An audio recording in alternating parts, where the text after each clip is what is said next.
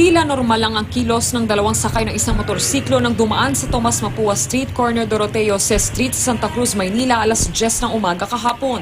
Pero pagbalik nila, mabilis nilang hilablot ang cellphone ng biktimang nakaupo sa bangketa. Agad nag-report ang biktima sa mga pulis na nagsagawa ng follow-up operation.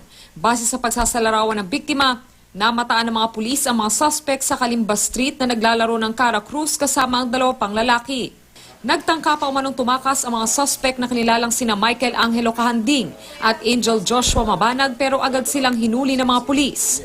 Possible na ibenta na yung yung cellphone, then naglaro nung Cara Cruz. Nakuha sa mga suspect ang 2 caliber 22 na baril, mga bala at 2 sachet ng umano'y marijuana.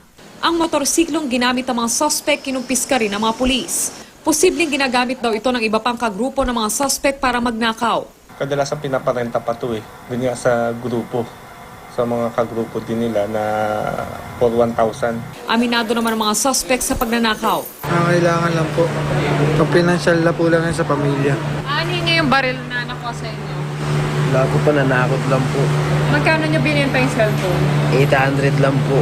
Maharap ang mga suspect sa mga reklamong robbery, illegal possession of firearms, Comprehensive Dangerous Drugs Act at illegal gambling.